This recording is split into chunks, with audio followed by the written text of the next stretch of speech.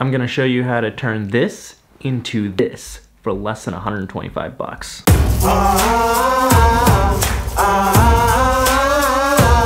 What's up guys, my name is Paul Matthew and today I'm gonna teach you how to build a studio for less than 125 bucks. And you can even get this cheaper if you want. This is my current studio space, and then just the natural room lights. So I purchased a light from Amazon.com, link in description if you want to check it out for yourself. I've also included a link to a thorough review on it from Think Media. They do an excellent job talking about the pros and cons of this light. So right here we have the light stand. This is the soft box, and this is the actual light. I would recommend keeping the box because otherwise you have nowhere to store the light.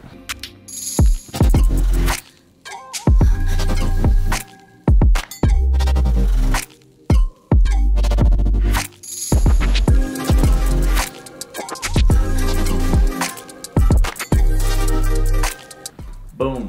That's the next thing we have here is our backdrop. These are just foam pieces. These are only like 20 bucks for all of these. We're gonna put these on the wall and attach them. If you want to check these out, I've included a link in the description.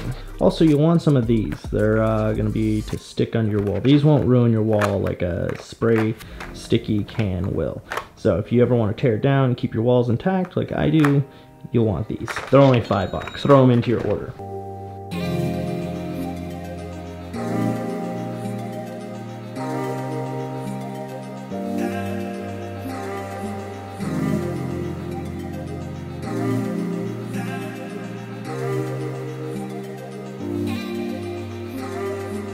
Okay, so now we got to set up the lights. So we just set up all of the foam. Now this is good for, it helps with audio. If you've got a big empty room, you might have an echo, kind of like the one I have, but this will help reduce it a little bit. Maybe not so much with how little I have, but primarily I'm not really using this for audio purposes. I'm using it as a backdrop because it gives visual interest to the wall, it gives it texture.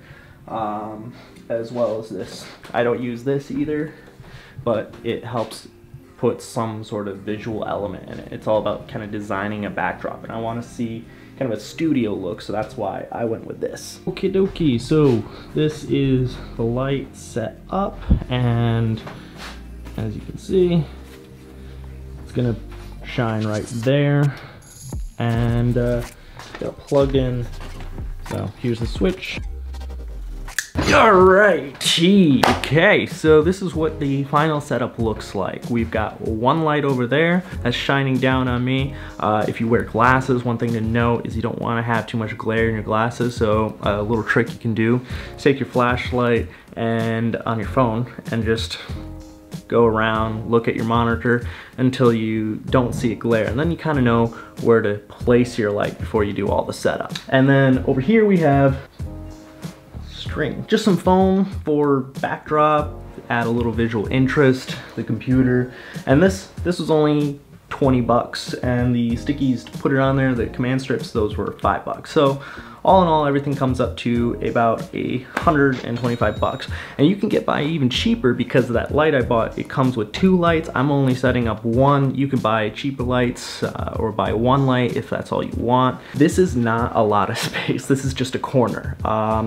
So I would recommend having a 16mm lens. I'm on a crop sensor, so that translates to, I think, around 24mm. But for my crop sensor, I have a 16 Sigma, has a nice shallow depth of field. It's a 1.4, so that way I can still, even though everything's really close together, this is still blurry kind of in the backdrop. It's just a really nice lens overall. So you get that blurry backdrop, and it's wide so you can fit everything you need to in the frame. I'm like only about 1.5 feet away from this camera, and you can see it's pretty wide. I also want to make a couple of quick announcements. So 6 o'clock on Thursday, January 7th is an open invite photo shoot. I have a model there, Tiffany Hudson. Here's a couple photos I took of her in a previous shoot. So she'll be there. There will be these lights that I'm currently using. I'll have those set up so we can play around with lighting, shaping light. If you're an experienced photographer, you can come show what you know to other people, or try something out, or just create some new content for yourself.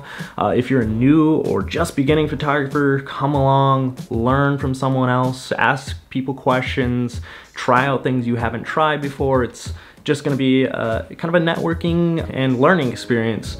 Learning or teaching experience depending on your skill level. Maybe you'll learn something new from someone there. If you sign up for the email list, I'll update you on all the cool things I've got scheduled going into 2019. So some of the things I'm putting together right now is a VFX class with Andrew Smith, a very talented VFX artist. Here's some sample work of his. I'm also working with some people to put together a free class for green screening, where participants will have the opportunity to use a professional green screen studio, take their own footage, and even take that into the VFX class and play around with it. So there's a lot of opportunities I'm trying to put together for everyone, and if you're interested in having that, I would highly encourage you to sign up. I will be emailing out all those announcements and event times to my email list. Okay, so I think that's it. I will be putting together a whole bunch of content this year, so if that's something you want to keep up with, I would encourage you to subscribe to my channel on YouTube. With that, guys, I will see you later.